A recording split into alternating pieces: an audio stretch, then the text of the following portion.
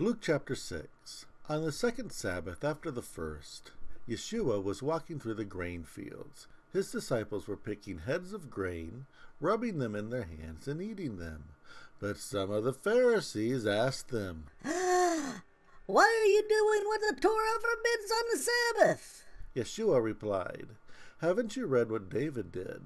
When he was hungry, he and those who were with him, he entered Jehovah's house and took bread from Jehovah's table and gave it to those who were with him to eat, though it wasn't lawful for anyone other than the priests to eat it. Then he told them, The human son is master of the Sabbath. On another Sabbath, he went into a synagogue and taught, and there was a man there whose right hand was withered.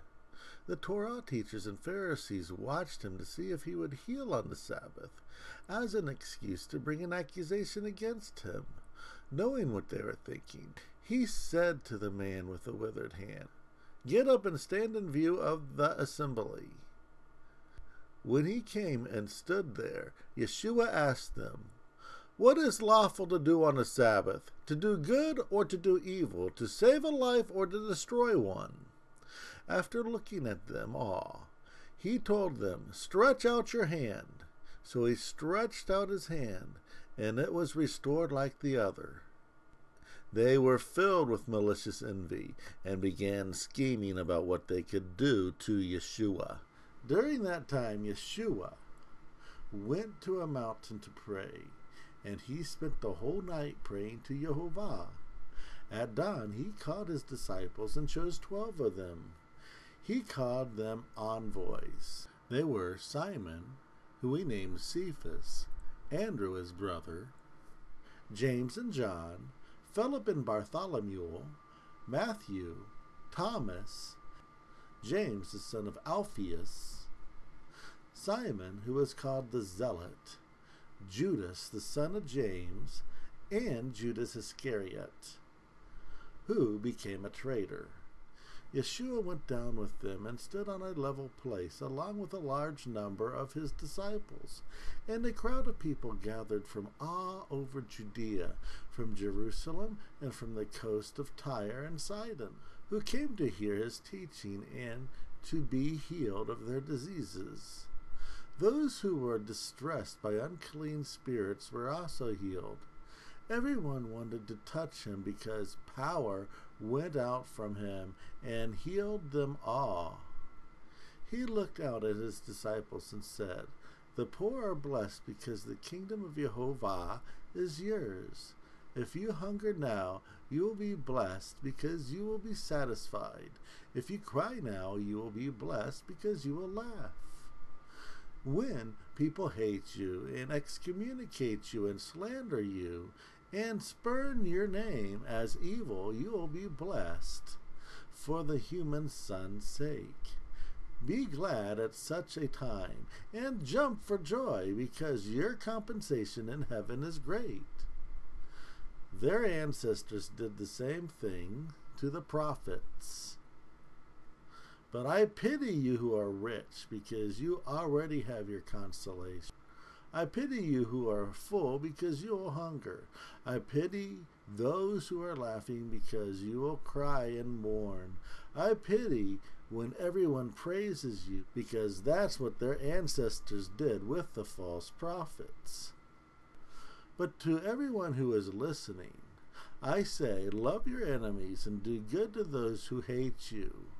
Bless those who curse you, and pray for those who drag you in bondage. When someone strikes you on your cheek, offer the other. Don't stop him from taking your tunic. Give to everyone who asks you for something, and when someone takes your property, don't demand it back. Whatever you want people to do for you, you should do for them. If you love those who love you, what good is there in that? Even the wicked love those who love them. And if you do good to those who do good for you, what good is there in that? Even the wicked do that. If you lend to someone who you expect repayment from, what good is there in that? The wicked lend to the wicked as well for adequate compensation. But love your enemies and do good for them. Lend to them and don't destroy anyone's hopes. Then your compensation will be huge, and you will be the sons of the highest. And he is kind to the wicked and to the unthankful. So be compassionate, just like your Father is compassionate. Don't express judgments, and don't be judged. Don't pronounce condemnation, and you won't be condemned. Pardon those who sin, and you will be pardoned. Give, and it will be given to you. A choice measure, pressed down and overflowing, will be poured into your lap. Because the same measuring standard you use will be used to measure you. He told them another analogy. Can the blind lead the blind? Won't they fall both into a ditch? No disciple is better than his teacher, but everyone who is well prepared will be like his teacher. Why do you look at the chaff in your brother's eyes without considering the beam that's in your own eye? And how can you ask your friend, let me help you get rid of the chaff that's in your eye, without noticing that there is a beam in your own eye? Pretenders! First remove the beam from your own eye, and then you will be able to see well enough to get rid of the chaff from your brother's eye. A good tree doesn't yield bad fruit, and a bad tree doesn't yield good fruit. Every tree is known by its fruit. People don't pick figs from thorn bushes or pick grapes from brambles. A good person brings about good things from the good stored up in their innermost being. The wicked people bring about bad things from the bad stored up in their innermost being.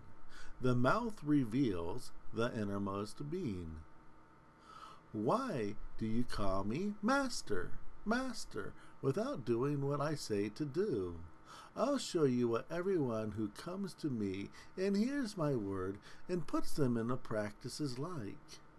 They're like a person who built a house by digging down deep and laying the foundation on solid rock.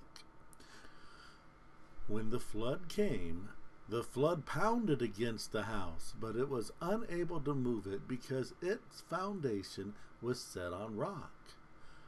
But the person who hears my words and doesn't respond is like a man who built his house on the ground without a foundation. When the flood waters struck it, it crumbled immediately, and the house was totally destroyed.